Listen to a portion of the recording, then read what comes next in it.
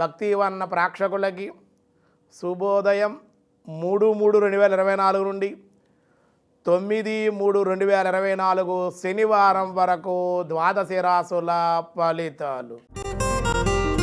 ముందుగా మేషరాశి. మేషరాశి వారికి ఈ వారం ప్రథమార్థం అనుకూలంగానే ఉంది. అన్ని రంగాల వారికి అభివృద్ధి, ఆర్థికంగా కూడా ఈ వారం చాలా అనుకూలంగానే ఉంది. ప్రయాణాలు చేస్తారు, ప్రయాణాల యందు కలిసి వచ్చే అవకాశం. అలాగే విద్యార్థులకి పోటీ పరీక్షల్లో మట్టికి సామాన్యంగా ఉంటుంది. చదువు యందు శ్రద్ధ చూపించాలి, పట్టుదల ఉండాలి, శ్రద్ధగా చదవాలి. అలాగే వారాంతాల్లో కూడా మిశ్రమంగా ఉంది.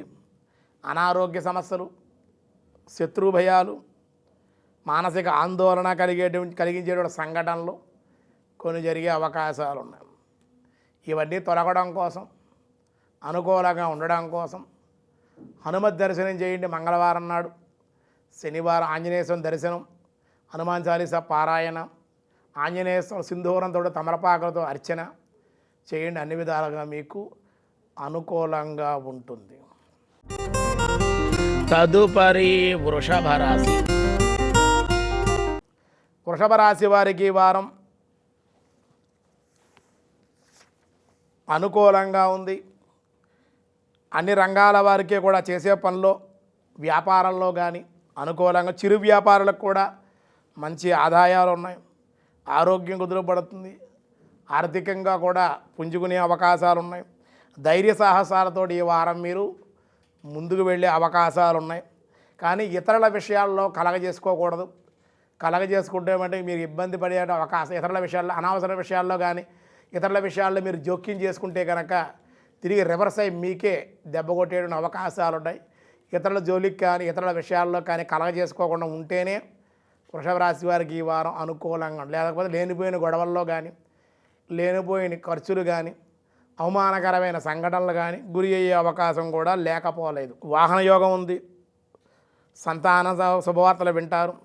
సంతానం, మీ పిల్లలు ఏమన్నా విద్యార్థులు అయ్యి ఉంటే కనుక వాళ్ళు విజయం, మంచి అభివృద్ధి, మీకు పేరు తీసుకొచ్చే అవకాశాలు, నూతనమైన వ్యవహారాలు కలిసి రావడం, కట్టాలకున్న గృహం కానీ, అలాగే ఏదైనా కొనాలనుకున్న వస్తువులు కానీ, సువర్ణ ఆభరణాలు కానీ కొనే అవకాశాలు ఉన్నాయి. ఇంట్లో కుటుంబ సమస్యలు కొంచెం వేధించే అవకాశాలు ఉంటాయి. కొంచెం జాగ్రత్తగానే ఉండాలి. మరింత అనుకూలంగా ఉండడం కోసం వృషభ రాశి వారు విష్ణు సహస్రనామ పారాయణ చేయండి. శివాలయంలో సోమవారం రుద్రాభిషేకం చేయించుకోండి. ఈ వారం అన్ని విధాలుగా మీకు అనుకూలం. తదుపరి మిథున రాశి.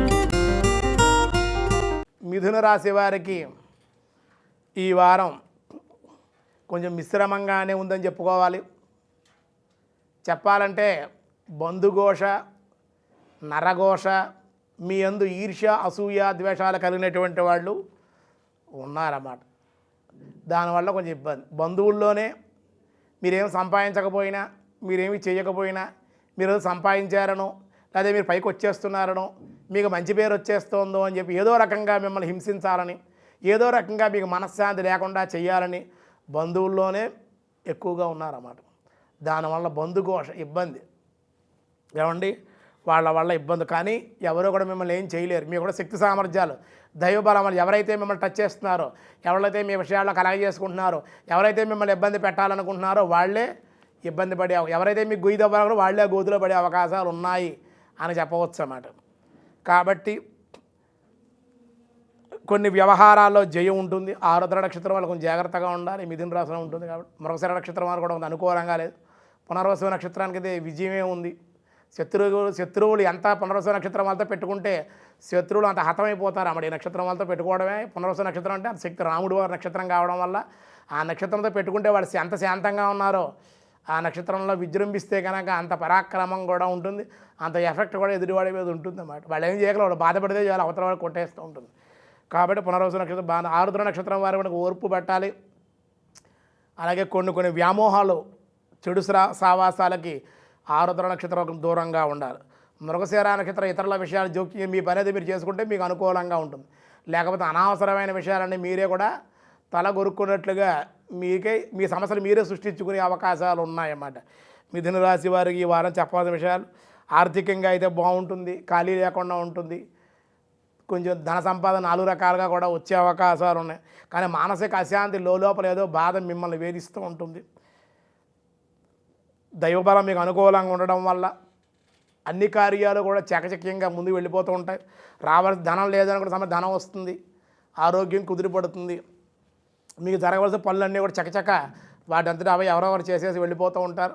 దానివల్ల మీకు ఆనందాన్ని ఇస్తుంది. ఆధ్యాత్మిక చింతనతోటి, దేవాలయ దర్శనాలతోటి ఈ వారం అంతా ఆధ్యాత్మికంగానే మీరు కాలక్షేపం చేసే అవకాశం. మరింత అనుకూలంగా ఉండడం కోసం మీరు తప్పనిసరిగా ఈ వారం ఒక సోమవారం కానీ, ఈ వారంలో శివరాత్రి ఉంది కాబట్టి శివాలయంలో కానీ ఏదైనా పుణ్యక్షేత్రానికి కూడా వెళ్ళండి. వెళ్ళి రుద్రాభిషేకం చేయించుకోండి, దర్శనం చేయండి. అలాగే శనివారం రోజు కానీ బుధవారం కానీ విష్ణు సహస్రనామ పారాయణ, విష్ణాలయ దర్శనం చేయండి. మీకున్న సమస్యలు తగ్గిపోయే అవకాశం, మీకు అనుకూలమైన ఫలితాలు కలిగే అవకాశాలు ఎక్కువగా ఉన్నాయి. తదుపరి కర్కాటక రాశి. కర్కాటక రాశి వారికి ఈ వారం మిశ్రమంగానే ఉంది. ఆరోగ్యంలో కూడా మార్పులు చేర్పులు, స్వల్పంగా అనారోగ్య సమస్యలు, చిన్న చిన్న రుగ్మతలు గురి అయ్యే అవకాశాలు ఉన్నాయి. ఆదాయానికి అయితే లోటు లేదు.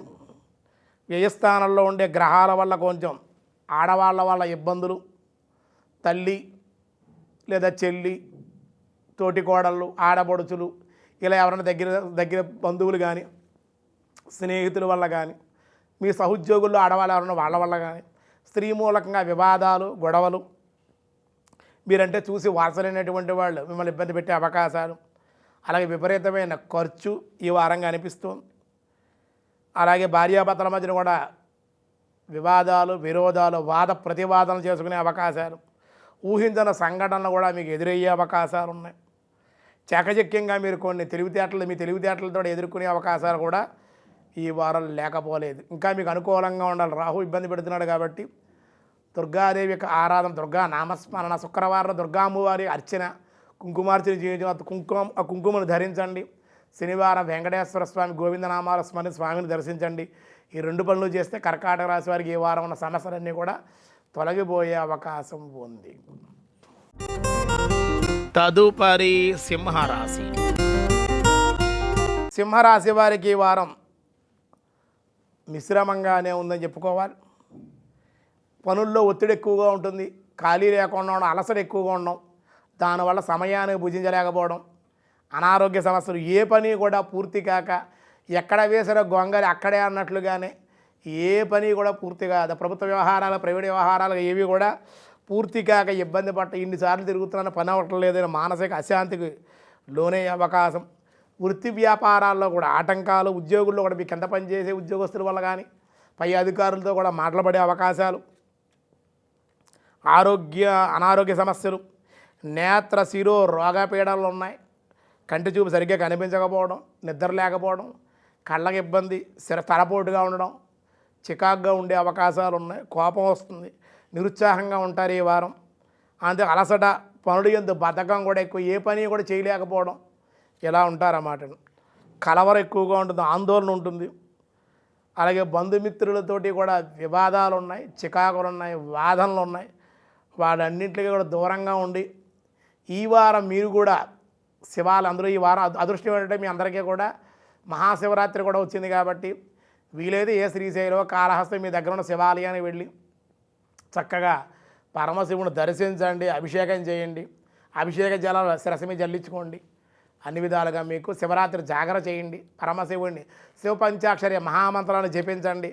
సింహరాశి వారు ఈ విధంగా చేస్తే మీకున్న సమస్యలన్నీ అసలు సమస్యలే ఉండవు అన్నమాట. ఈ వారం అంత అనుకూలంగా ఉందన్నమాట. ఏమంటే ఆ విధంగా ఆచరించండి. తదుపరి కన్యారాశి.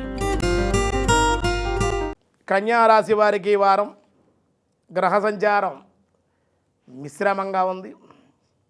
చేసే పనుల్లో వ్యతిరేకత, అలాగే కోప స్వభావం, అందరి విషయాలు కలగజేసుకోవడం, ఉద్రేకం, కోపం, శత్రుత్వం, ఎదుటి వాళ్ళ మీద శత్రుత్వాన్ని చూపించాలని ఈర్ష్య, అసూయ గుణాలు కలిగి కన్యారాశి వారు అక్కర్లేని విషయాలు, అనవసర గొడవల్లోకి తలదూర్చడం వల్ల ఈ వారం చాలా ఇబ్బందులు పడే అవకాశాలు అయితే ఉన్నాయి.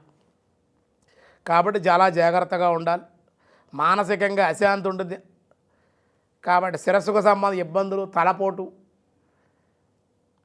అలా కాళ్ళకు సంబంధించిన ఇబ్బందులు, అనారోగ్య సమస్యలు ఉంటాయి. ఆడవాళ్ళతో విరోధాలు ఉన్నాయి, బంధువులతో కూడా ద్వేషం ఉంది. మిమ్మల్ని ఎవరో మీరు మాట్లాడే విధానం కానీ మీ ప్రవర్తన కానీ ఎవరికి నచ్చకపోవచ్చు. దానివల్ల అందరూ కూడా మీరు ఇంట్లో వాళ్ళే కాదు ఇరుగు పొరుగు వారు మిమ్మల్ని వ్యతిరేకించే అవకాశాలు. ఈవిడ ఇలాంటిది లేదా ఈయన ఇలాంటి వాడే ఈయన, అందుచేత వీళ్ళ దూరంగా ఉంటే మనకు మంచిది అని అందరూ కూడా అనుకుని మీకు మేలు చేయాలనుకున్న వచ్చినటువంటి వాళ్ళు కూడా దూరంగా విడిపోయే అవకాశాలు ఉన్నాయి. మీకు ఇస్తాననేటువంటి సొమ్ము కానీ రుణాలు కానీ వెనక్కి వెళ్ళిపోయే అవకాశం మీ మాట ధోరణి వల్లే ఉంది. విద్యార్థుల పరీక్షలు యందు సరిగ్గా వ్రాయలేకపోవడం, సరిగ్గా చదవలేకపోవడం, అశ్రద్ధ, బద్ధకము ఉంటాయి. వ్యసనాలకు దూరంగా ఉండాలి. జ్ఞాపక శక్తి కూడా తగ్గే అవకాశాలు ఉన్నాయి. కలత్ర వంశ సూతకాలు ఉన్నాయి. లేనిపోయిన అనుకోని సంఘటనలు కూడా జరిగే అవకాశాలు ఉన్నాయి. కొంచెం జాగ్రత్తగానే మీరు ఉండవలసి ఉంటుంది. మాట్లాడే విధానం మీది సరిగ్గా ఉండాలి. మౌనం కలహం నాస్తి, మాట్లాడకుండా ఉంటేనే మీకు అనుకూలంగా ఉంటుంది. మీరు ఎంత మాట్లాడితే అన్ని విరోధాలు, అన్ని గొడవలు, అన్ని చికాకులు, ఇబ్బందులు పాలయ్యే అవకాశం కూడా కన్యారాశి వారికి ఈ వారం ఉంది. మీరు కూడా రుద్రాభిషేకం చేసుకోండి, గణపతిని కూడా ఆరాధించండి, సూర్య నమస్కారాలు చేయండి. అనే విధాలుగా మీకు అనుకూలంగా ఉంటుంది. తదుపరి తులారాశి. తులారాశి వారికి వారం అనుకూలంగా ఉంది. అన్ని రంగాల వారికి కూడా బాగుంది. చిరు వ్యాపారాలు ముఖ్యంగా చాలా చిన్న చిన్న వ్యాపారం చేసే వాళ్ళకి, తక్కువ పెట్టుబడి పెట్టేవాళ్ళకి భారీ లాభాలు వచ్చే అవకాశాలు ఉన్నాయి. అన్ని వ్యాపారస్తులకి కూడా వృత్తి వ్యాపారాలు అనుకూలంగానే ఉంది. ఉద్యోగస్తులు కూడా సంతోషంగా ఉంటారు, ఉల్లాసంగా ఉంది. జీవన విధానం బాగుంది. ప్రతి విషయంలో మీకు అదృష్టం కలిసి వస్తుంది. ఎంతో కాలంగా ఇబ్బంది పడుతున్నటువంటి విషయాల్లో కొన్ని సాధించుకుంటారు. రావాల్సిన ధనం కూడా వస్తుంది.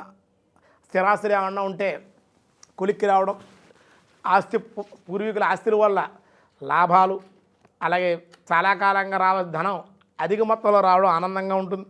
అన్ని వ్యవహారాలు అనుకూలం. గతంలో ఉన్న సమస్యలన్నీ కూడా మబ్బు విడిపోయినట్లు విడిపోవడం, భూ సంబంధిత వ్యవహారాలు కూడా కలిసి వచ్చే అవకాశం. విద్యార్థులు పరీక్షల్లో మంచి బాగా రాయగలుగుతారు. ఇంకా మరింత కృషి కూడా చేయవలసి ఉంటుంది విద్యార్థులు. అలాగే జ్ఞాపక శక్తి కొంచెం తగ్గే అవకాశం ఉంది. కాబట్టి జ్ఞాపక శక్తిని మీరు పెంపొందించుకోవాలి. విద్యార్థులు ముఖ్యంగా తులారాశిలో ఉండేటువంటి వాళ్ళు సరస్వతీదేవి ఆరాధన, గణపతిక దర్శనం, రోజు కూడా యోగా చేసుకోవడం, భగవన్నామం చేయడం, ఇంట్లో అర్చన చేసుకోవడం, ఇలాగ పొద్దునే యోగా చేయడం, ఈ విధంగా కొన్ని పనులు చేసి చదువు ఎంత శ్రద్ధ ఉండాలి. శ్రద్ధతో కూడుకుని విద్యను అభ్యసించినట్లయితే మీకు అనుకూలంగా ఉండే అవకాశాలు. వ్యవసాయదారులకు కూడా అనుకూలంగా. తులారాశి వారు చాలా బాగుంది. విష్ణు సహస్రనామం పారాయణ చేయండి. ఈ వారంలో ఏదైనా శివాలయం దర్శనం చేయండి. అన్ని విధాలుగా మీకు అనుకూలం. తదుపరి వృశ్చిక రాశి. వృశ్చిక రాశి వారికి ఈ వారం అర్ధాష్టమంలో కొన్ని గ్రహ సంచారాలు చేయడం వల్ల కొన్ని ఇబ్బందులు తప్పకపోవచ్చు. అనారోగ్య సమస్యలు, కాళ్ళకి శిరస్సుకు సంబంధించిన ఇబ్బంది, మతిస్థిమితం లేకపోవడం, జ్ఞాపక శక్తి పూర్తిగా తగ్గిపోయే అవకాశాలు, ఏది కూడా గుర్తుండలేకపోవడం, ప్రతిదీ మర్చిపోవడం, దానివల్ల కొంత నష్టపోవడం కూడా జరుగుతుంది. కుటుంబ జీవనం అయితే హాయిగానే వెళ్ళే అవకాశాలు ఉన్నాయి. విద్యార్థులు పరీక్షల యందు బాగా వ్రాసే అవకాశాలు అయితే ఉన్నాయి. ఇంకా మరింత శ్రద్ధగా చదవలసిన అవసరం ఉంది. అంతేకాకుండా వివాహాలు, శుభకార్యాలకు హాజరయ్యే అవకాశాలు, వివాహం కానిటువంటి సంబంధాలు వచ్చే అవకాశాలు, దూర ప్రయాణాలు చేసే అవకాశం, ఉద్యోగస్తులకు ప్రమోషన్తో కూడిన బదిలీలు వచ్చే అవకాశాలు అయితే ఉన్నాయి.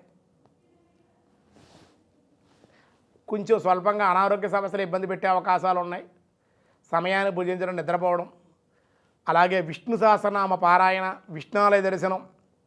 ఈ వారంలో గోక్షేరంతో, పంచామృతాలతో పరమశివుని అభిషేకించండి. మరింత అనుకూలమైన ఫలితాలు వృశ్చిక రాశి వారు పొందండి. తదుపరి ధనస్సు రాశి.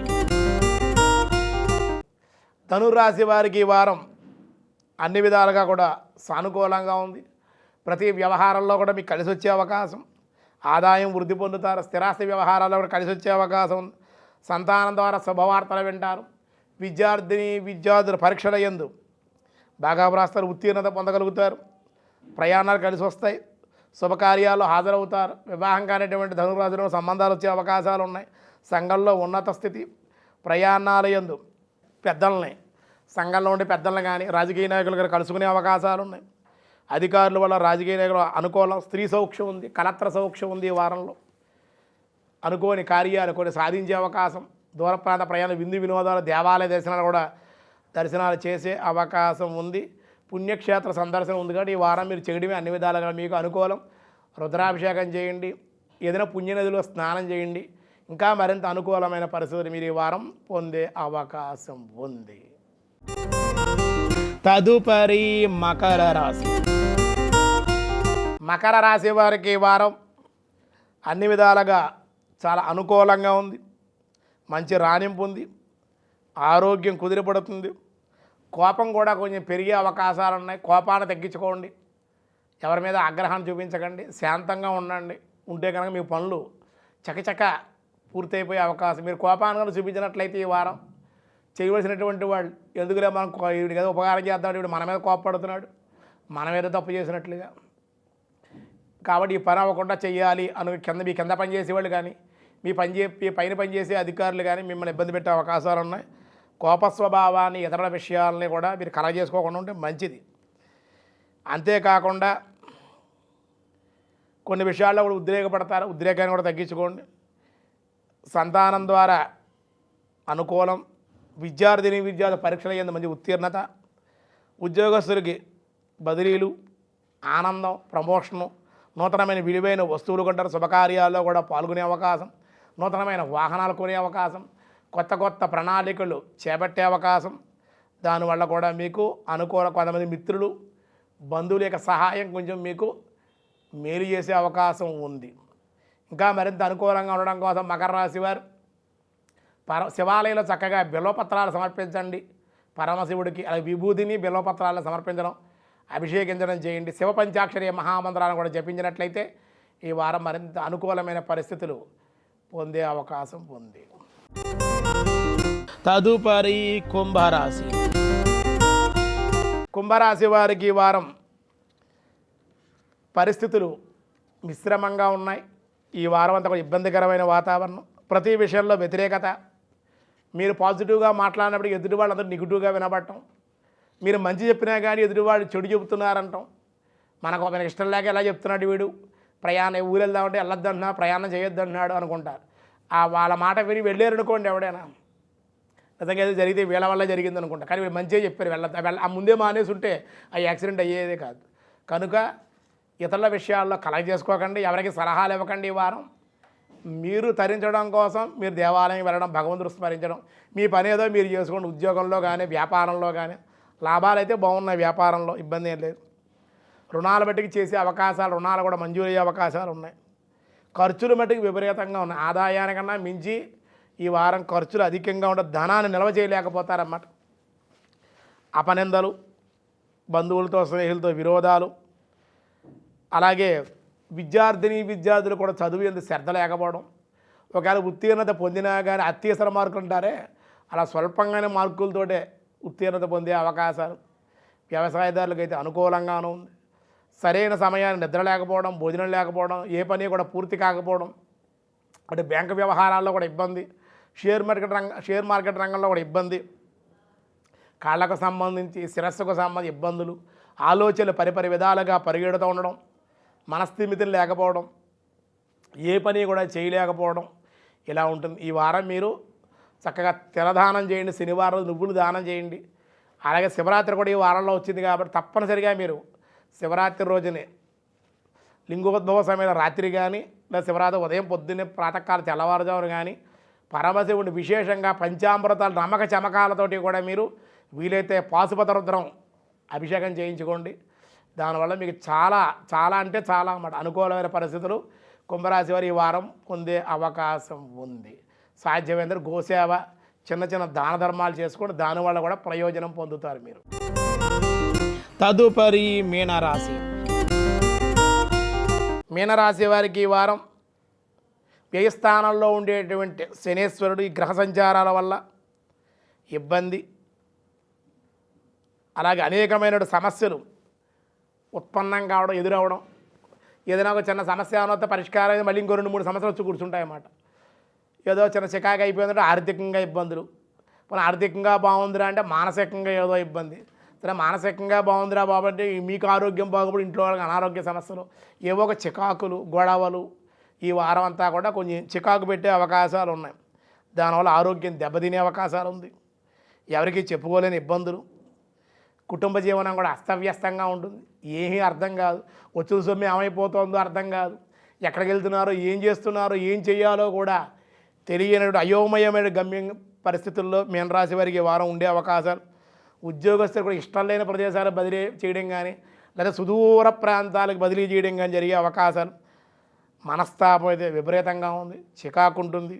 శత్రువులు కూడా వాళ్ళ యొక్క ప్రతాపాన్ని చూపించి మిమ్మల్ని అనేక రకాలుగా ఇబ్బందులు పెట్టే అవకాశాలు ఉన్నాయి. విరోధాలను మాట్లాడితే విరోధం, మీరు మంచి చెప్పినా కానీ విరోధంగానే భావన చేసేవాళ్ళు ఉన్నారు. మీరు ఏం మాట్లాడకండి ఈ వారం, మౌనం ఉండండి. మౌనం కలహం నాస్తి.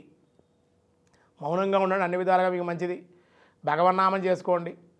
శివాలయాల్లో ఈ వారం మీరు చక్కగా గోక్షీరంతో, ఆవు పెరుగుతోటి, పాలు, పెరుగు, తేనె, నెయ్యి, చక్కెర, విభూది, బెల్లపత్రాలు, కుశోదకం, తెల్లావాలతో ఉదకంతో, ఇక్కడ గంధోదకంతో, పుష్పోదకం, రుద్రాక్షోదకంతో పరమశివుడు చక్కగా అభిషేకం చేయండి.